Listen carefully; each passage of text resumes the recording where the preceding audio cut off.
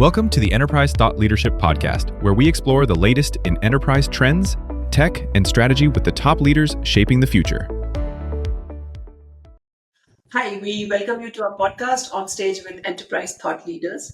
My name is Kanika, and I'm the managing editor of IT Security Wire, which is our enterprise security publication.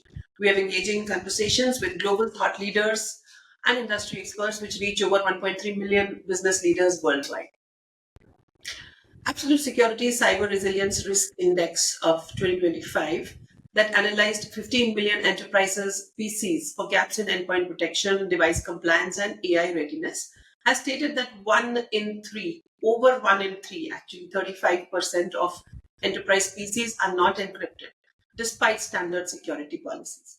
Another similar survey of 500 US-based CISOs from Absolute Security by an independent polling agency, Consist-Wide, they found that 44% of security leaders are not aware of how widely generative AI tools are in use across their organizations, or what information users are uploading onto these.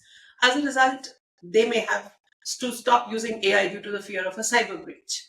AI is the next best thing since sliced bread, apparently, but are CISOs supposed to fear it now? If not, what is the way forward?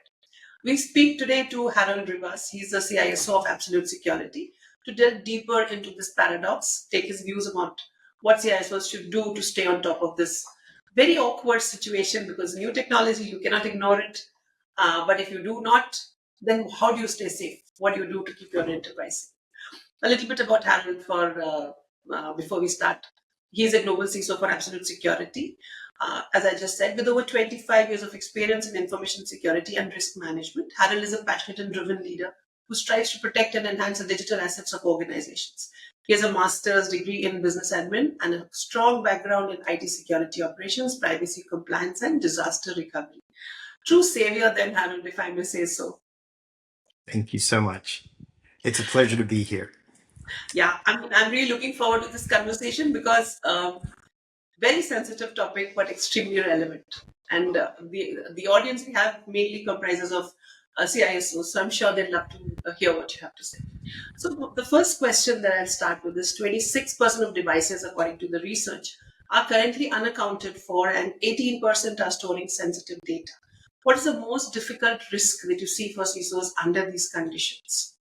Yeah, that's a great question. So I think that the best way to think about this is that as CISOs, we're called to answer and address major risks across a complex environment. And our endpoints are actually the most vulnerable part of our entire estate for everything that we protect.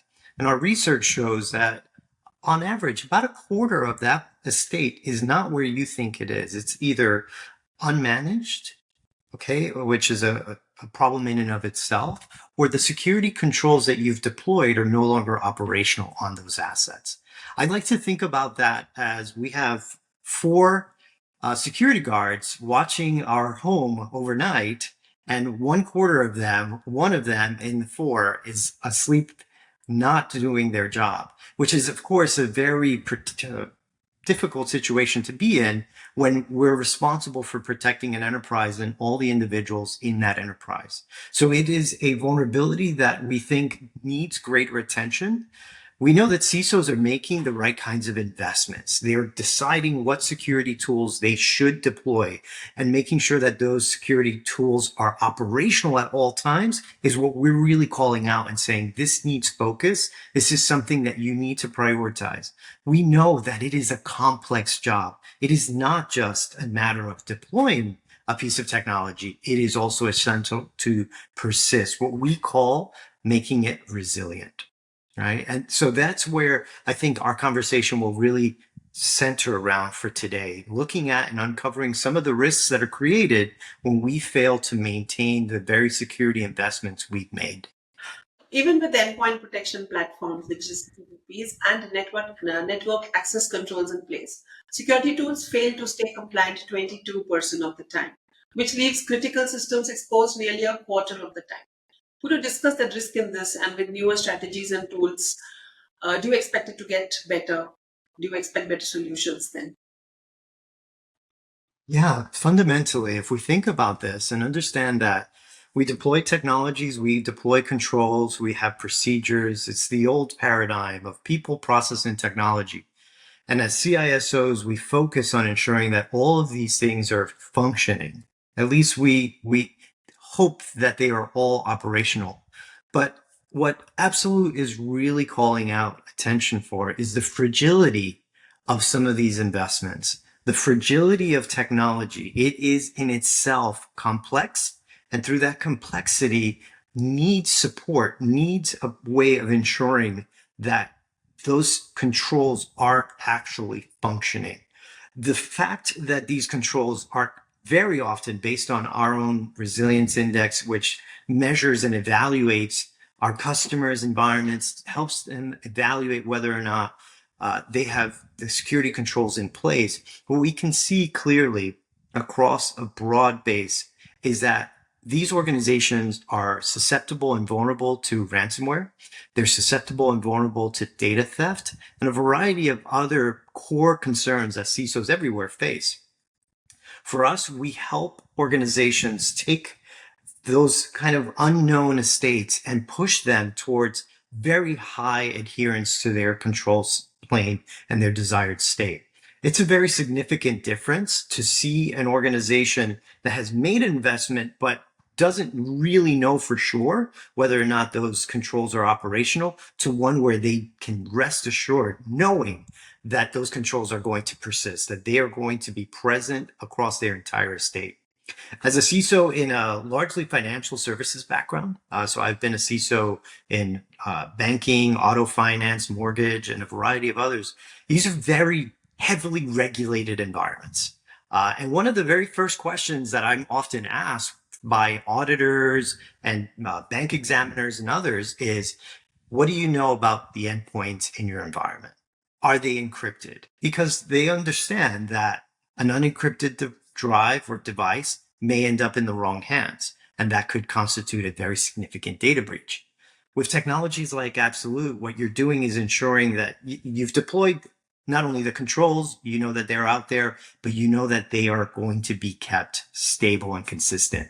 It's a really important paradigm shift, one that enables us uniquely to go from the firmware level and persist and take actions that even the operating system, we can restore and address the operating system issues, what we call rehydrate, which really gives us some unprecedented capabilities on the device. I hope to have answered your question. Yes, you have. But then what you told me has brought another question to mind. I wasn't aware that you worked in the financial sector, for a period of time. So can I ask you a quick question about what is it that CISOs in that sector have to do differently? Because clearly, as you said, compliances are much higher. It's a matter of money, and finances are always more sensitive than probably any other domain. Traditionally, they have been. So, as a CISO in a bank or in a financial technology company or any other organization in the financial sector, do you think any extra skills or any new strategies, or how should I put this? Anything special, powers kind of is needed to keep the organization secure? Yeah, I would love to go into that. That's a great question. Thank you. So I had the privilege of running Citigroup's global vulnerability management function for a decade. I had intimate responsibilities, knowledge of the process of protecting patch management, device hardening, and all the associated components, disk encryption, and everything else. And in that decade of working to protect a global bank of that complexity, I learned several things. One of them is that there are a couple of paradigms with regards to things like vulnerability management you need to always keep in mind. It is both a macro game of making sure that you're patching in volume and a focused precision game where you know the details. So you have to both operate at this very high level and also at this detail level at all times. What I would suggest to any financial services or heavily regulated industry CISO is you just need to know. You just need to be in the business of knowing what is going on in your environment, because your regulators expect you to know. And I know that this is not news to any of you, but it is a challenge that I know I encountered time and time again, where I could receive right out of the gate in a big bank exam, a low-level question. What is the state of this particular device, and what are you doing about it, Harold? And to have information at that level of granularity is critical to your success as a CISO. You can no longer rest upon, well, my partners in IT or my colleagues have deployed the right thing, so I feel good about it. You need to be in the business of understanding very clearly that what you set out as a strategy is actually working. So I would just encourage CISOs, take ownership, work very closely. Oftentimes it's an ecosystem of providers and capabilities. Maybe you have a managed security service provider, but just what they tell you is not sufficient. It will not help you in a bank exam. I trust that you will make the investments of getting to the facts and digging in and figuring out, am I actually okay? Do I have unencrypted devices? Am I patching effectively? Dig into the facts and you'll often be surprised. That's a very interesting answer. So what you're basically saying is a lot of visibility, both at the micro as well as the macro level, right? That's correct. Yeah, that's correct. You need to be able to survey. It's sort of like the old adage in leadership, where the leaders are the ones that climb to the top of the trees to survey whether or not they're in the forest or not. Right? We have to operate both down at the level where we are cutting through the vegetation and also be able to climb to the top of the trees. Correct, because there's too much at risk and the answerability is yours. So exactly. It's really important. Yeah. So now a question about patching. The longer times that patching needs could open a risk window. How do you think CISOs can handle that gap, that risk window? Yeah, so fundamentally, going back to that paradigm of making sure that in macro levels, you are patching the organization as quickly as possible, and you've set the right patterns, your patching schedule. You also need to be able to understand at a micro level if there is a significant vulnerability that my organization needs to accelerate, or that for a number of reasons the patch did not take, that you can have a clear understanding, because unfortunately, it's one big job. You deploy a set of patches to an enterprise and then find actually it didn't work 100% of the time. So what I would encourage CISOs to do is, once again, dig into the facts, understand what your environment actually looks like today. And are we patching in line with what the industry is showing us? Meaning, bad actors are taking actions very quickly. They are weaponizing, and with AI as a new vector, they are developing proof of concept code to exploit newly announced vulnerabilities very quickly. I would argue that we need to be patching much faster than we have in the past.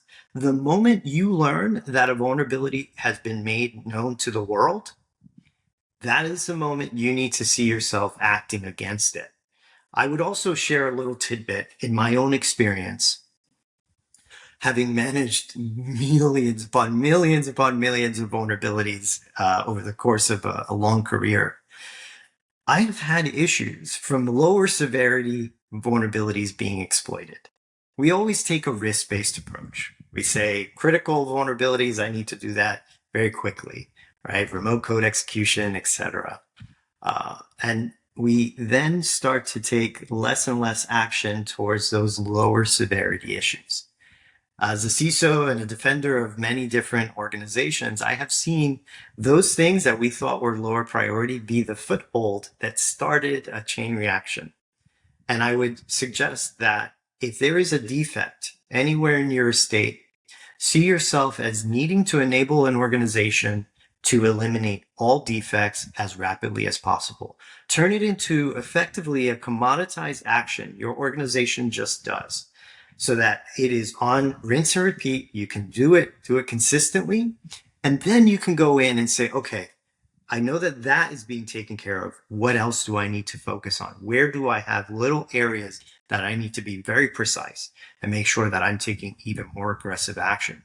So what I would suggest is we need to be accelerating our patching timelines. We need to be using technologies like our own solutions that allow you to patch and persist and ensure that those patches are going to be present on those devices at all times. And then now we talk about AI, which creates risks but also helps to fight it. So if CISOs are not confident that it is more of a survivor than a risk creator, so that balance tips more towards the risk it creates. And if nobody is confident about it, how do they move ahead with AI adoption? How Yeah. should they move ahead with AI adoption? I should say that. Yeah. I think this is top of mind for so many CISOs everywhere. Many of us took the initial stance that we wanted to try to stop the floodgates from opening, stop the adoption to some extent. I think more and more of us are seeing this as truly a business transformative action. That this can be and will have significant benefit to our enterprise. And as such, it brings with it new risks to be managed. I look at those risks through three key lenses. I see the risk of what attackers might be using these technologies to do and how it accelerates the attacker's capabilities. It either makes them faster, makes them more effective, makes them able to understand more about our enterprise, meaning us as a target, by leveraging AI. There are all these different facets that we need to manage and be aware of. We also, of course, need to understand that our own enterprise may adopt these technologies in some way that could be disruptive, as some way that could cause some challenges and issues. And as CISOs, we need to keep those top of mind. And thirdly, of course, it also introduces a very significant data risk where we don't know exactly where data is moving, and we can see localized use where more data becomes resident on the endpoint so that those users who have an intention of taking advantage of generative AI capabilities are bringing more and more data. The example I like to use is someone in, let's say, sales who has an idea, brings down a significant amount of information from Salesforce onto their machine and works through to try to do some computational heavy actions. So CISOs need to embrace, I would suggest that CISOs lean into generative AI. You see, the role of the CISO is still being defined. Many of my CISO colleagues are now responsible for IT. They are now running IT in addition to running security. It makes sense. There's a natural synergy that comes from that alignment.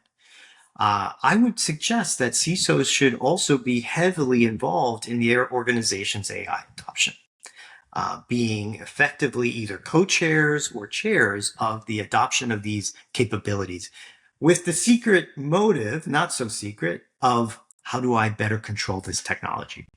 Because if I'm closer to how the decisions are being made within the enterprise, I can more effectively manage those risks. I would say for this, on that journey, the very first step is understand where you are today. Understand how your enterprise is leveraging these capabilities. What are people deploying on their endpoints? What are people using? What are the use cases that are being considered? And if your organization has not yet set up an AI governance committee, I would suggest that CISOs raise their hand and say, hey, I'd like to either help form it or I'd like to lead it. So that, once again, you can be in the driver's seat, helping to orient the organization, but also being a thought leader, saying, here's what my attackers are doing. Here's what my enterprise is doing. Here's what my competitors are doing. And here's what we need to do to better take advantage of this capability. And the next question, I think you partly answered it in the previous one. What can CISOs do to speed and streamline the patching process, as even minor delays continue to expose systems to potential threats? Is there anything you would like to add to what you've said earlier? I would, and thank you. I believe that we have to look at these things through the fundamental paradigms, the fundamental constant paradigms of people, process, and technology. Our organization, Absolute Security, can help you on the technology side.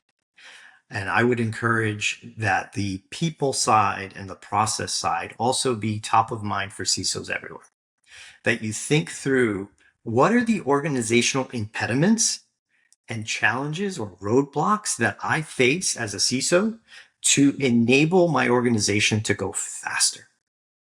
In a very different context, but a similar concept, I evaluate in a cyber incident response scenario how quickly my team can take an action. Right? So they've seen an alert, they're deciding whether or not this is malicious, and they're going to take the next step. I challenge them to make that 2 minutes. 2 minutes between I see an alert and I take an action. That's not a lot of time. And it's not an indicator of whether or not that person knows enough or not. It is an organizational metric. How empowered is that security analyst to take an action that can help the company? That is why I make it so aggressive to 2 minutes. And by the way, I've seen attackers be able to be successful in 15 seconds. So 2 minutes feels a lot more than 15 seconds. But in a very similar vein, when we know that every month at least you're going to learn of new weaknesses in your environment, why are you not challenging your organization, your people, and designing processes that enable you to patch within 24 hours at max the entirety of your organization? We should set that as our true north, that full automation of these defects, because attackers will continuously exploit them and they're only getting faster and better at it because of generative AI. We should be setting that as our standard through the lens of people, process, and technology. Right, because traditionally security has been a reactive kind of an operation. In addition to the standard policy, vulnerability inspection, and stuff like that. So it's time that they become faster in terms of responses and maybe even more predictive. So That's right. That's right. So I have to thank you for the time you've given us today, Aaron. It was really nice speaking with you. I could understand everything that you were trying to say, which is a big deal, because I'm not a technologist. So thanks so much for your time. Thank you very much for having me. I really appreciate it. Thank you for joining us for the Enterprise Thought Leadership Podcast. Please do follow us on social media and subscribe for more ideas and insights. Until next time.